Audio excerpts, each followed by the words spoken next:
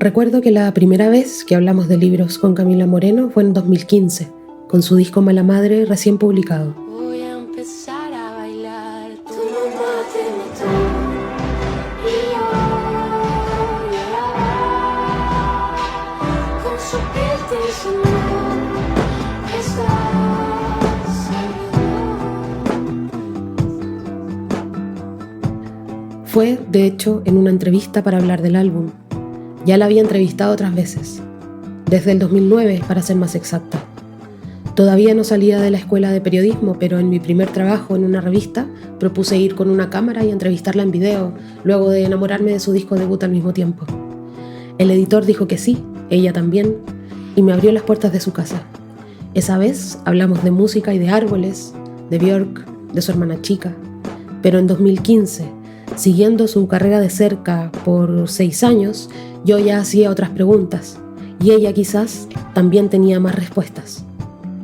Desde hace casi 10 años, cada vez que entrevisto a Camila Moreno, también hablamos sobre libros, los que nos cambian y que pueden cambiar el mundo.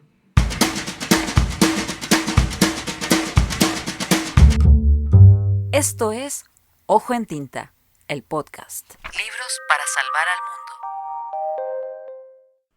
Conduce este capítulo la periodista Javiera Tapia. Los libros para mí son una compañía importante, son también un espacio donde encontrar fantasía y hay algo como de no estar solo cuando uno está leyendo un libro, como de que la soledad se hace expansiva. Eso ha sido muy importante en mi vida porque siempre al final estoy buscando algún buen libro que leer. Me gusta mucho la ciencia ficción, pero también me gusta la novela y las biografías, las autobiografías también, la poesía. Camila fue la primera artista que me habló alguna vez sobre Cecilia Vicuña y de su invisibilización. Fue en el 2015 y ahora, casi una década después, me sorprende mucho pensarlo. ¿Cómo nadie más me habló sobre Cecilia Vicuña? Sí, Cecilia es tremenda. Es tan tremenda, yo creo, como Violeta Parra, así como esas artistas multidisciplinarias que han expandido y han transformado su obra como en un árbol lleno de frutos. A Cecilia la conocí cuando yo tenía 12 años, gracias a que en la casa de mi padre habían libros de ella. Así entré al mundo del erotismo, la verdad. Me chocó mucho leer poemas eróticos a los 12 años y de ahí que empecé a ser muy fan de ella, como que me obsesioné con su obra y me metí al mundo también de su obra audiovisual, performance, el stop motion que hizo de Paracas, que fue creo que uno de los primeros stop motion por lo menos en Latinoamérica. Y después me fascinó toda la historia del sabor a mí y de cómo los militares tiraron su libro al mar, y ella dice que la mar menstrua sus poemas. y luego la conocí personalmente en un galpón de Barrio Mata que se llamaba Nimiku. Yo tenía como 20 años aproximadamente. Y Cecilia estaba haciendo una performance con sus hilos rojos y nadie sabía quién era ella. Yo era como, bueno, está Cecilia Vicuña acá y todo así como, bueno, ¿quién será esta señora, caché? Yo ahí de ahí en adelante que nos hicimos amigas porque, pucha, es bonito cuando alguien ve tu obra y realmente la ve, ¿no? Como la ve profundamente, y eso nos pasa a las dos con el trabajo de la otra. Entonces eso es muy, no sé, alivio.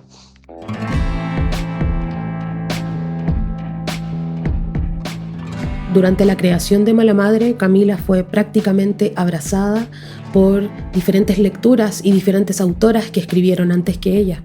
Una era Cecilia Vicuña, pero también hubo otras que la ayudaron a completar ese universo del que quería hablar. Para Mala Madre estaba leyendo el Malleus Maleficarum, que es el libro que escribieron 2 obispos alemanes para digamos, para legalizar o institucionalizar la Inquisición. Y también me estaba leyendo harto Patti Smith. Y en eso me acuerdo por ahora. Seguramente Alejandra Pizarnik también, porque hay harta influencia de su poesía en las letras de Mala Madre. Y bueno, también a Estela Díaz Barín y Gabriela Mistral, que son nombradas también en este disco, porque las considero como las malas madres de Chile, ¿no? A Violeta, Cecilia, Estela, Gabriela.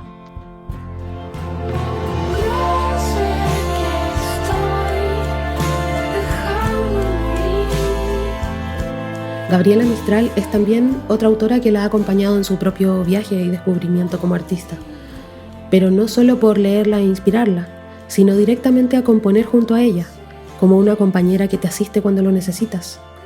Eso sucedió durante las canciones que escribió para Rey, su disco del 2021. Sí, Gabriela Mistral fue más importante incluso para Rey, porque como que la descubrí realmente, o sea, como me introduje en ella más en esa época mientras estaba haciendo Rey, el año 2018, 2019, 2020. Y también tuvo que ver con mi propio despertar, con mi salida del closet al final, porque me llamó mucho la atención también de que Gabriela estuviera tan enclosetada siendo una mujer lesbiana, claramente lesbiana. Y ahí me metí en el mundo de las cartas de Gabriela a Doris Dana. Y me impactó mucho que muchas de las cartas estuvieran escritas en género masculino, como soy un necio, le escribí mi amor, soy un necio. Y me pareció súper transgresor para la época, como que ella escribiera en masculino, y en general cuando escribe en masculino habla de sí mismo como con una torpeza. Y eso me encantó también, como que el lado masculino de alguna forma implícitamente fuese un poco más bruto en cada quien, ¿no? O algo así, o en ella. Entonces yo también estaba transitando por ese encuentro con mi masculino y por eso el disco se llama Rey, y justamente como por faltarle el respeto a los límites del género. Y también ahí estuvo bien presente la Judith Butler, la Donna Haraway. Me olvidé del mundo y de mí no siento más que el pecho vivo con que te sustento. Bueno, todo eso que te estoy narrando del género y el encuentro, y también es una reconciliación, porque a mí me molestaban mucho cuando chica por ser más masculina, ¿no? Por subirme a los árboles y todo eso, o jugar con autitos, jugar fútbol. Entonces fue como, pero este lado mío no era algo que yo tenía que esconder, sino que era algo que tenía que amar y venerar, como honrar, ¿no? Entonces todo eso está atravesado también por la maternidad, y en Gabriela Mistral también lo sentí así. Siento que ella tiene una cosa con la maternidad muy fuerte, y cuando me leí el poema Corderito Mío fue como la síntesis perfecta para expresar lo que yo sentía con la maternidad. Mi hijo estaba chiquito, tenía pocos meses de nacido, y me leí este poema, entonces empecé a tararearlo para que se quedara dormido, y le inventé esta melodía: corderito mío, suavidad callada. Tu fiesta, hijo mío, apagó las fiestas. Y lo grabé en una nota de voz, y bueno, y después como que estábamos haciendo el disco, y tenía sentido que estuviera presente. Y ahí es donde se encuentra esa reflexión también, como las maternidades son particulares y cómo el maternar no solamente le pertenece al género femenino, ¿no? Sino que para mi sensación es como para el sentimiento de madre que puede tener cualquier ser al final. También me cuenta sobre cómo le acompañaron las cartas de Mistral a Doris Dana para la composición de las canciones Hombre y Villano. Sí, como te contaba lo de Doris Dana, en Rey y en Hombre está esa cosa de jugar con el género y romper los límites de quien uno puede llegar a ser, ¿no? Y es como cuando Cher dijo que era un hombre rico. La amé por eso.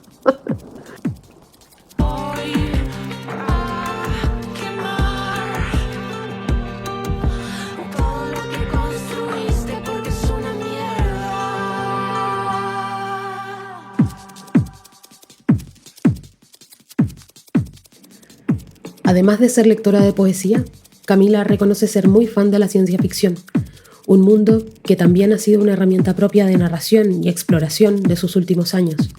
El manifiesto Cyborg de Donna Haraway como un paso más en su observación sobre la realidad externa y la propia, además de su universo creativo. Un camino posible también para quizás cambiar el mundo. Y cuando leí el manifiesto, por lo menos el manifiesto, la traducción al español la encuentro un poco compleja. Es un libro difícil, pero también muy esclarecedor de ciertas cosas, y que plantea en mí muchas preguntas que me parecen súper necesarias para nuevamente cuestionar, ¿no?, la realidad y también como yo concibo, como yo estoy mirando el mundo. Y los límites, quién estableció los límites entre humano, máquina y animal.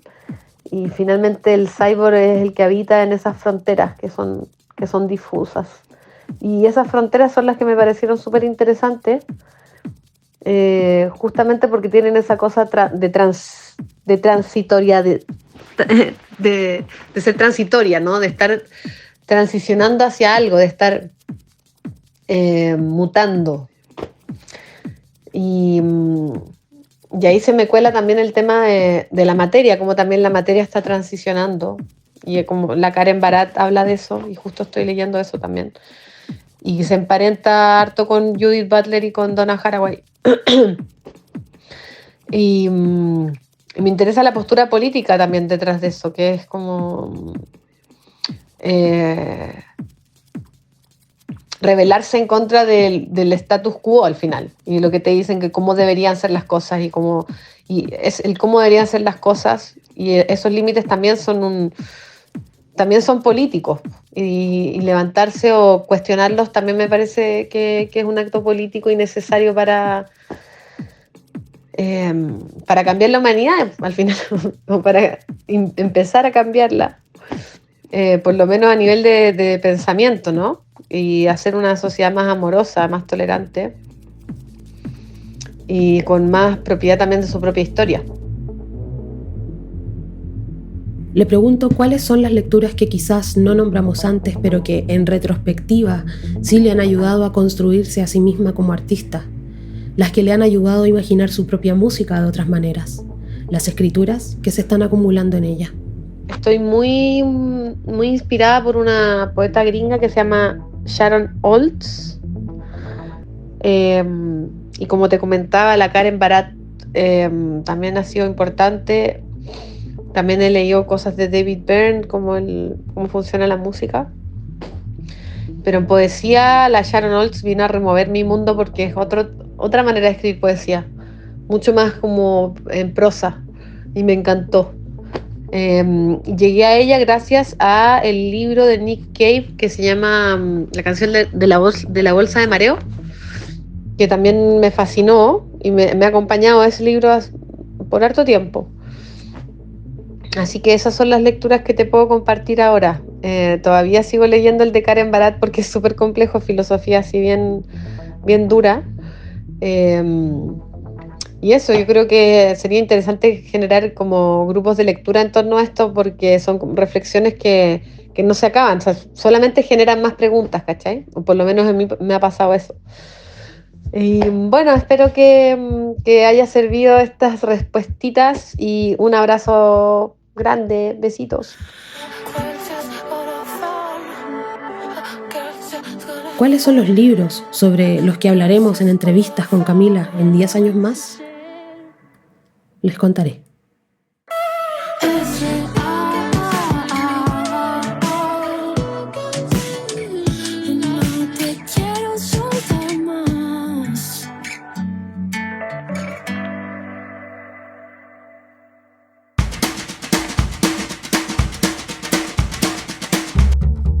Esto fue Ojo en Tinta.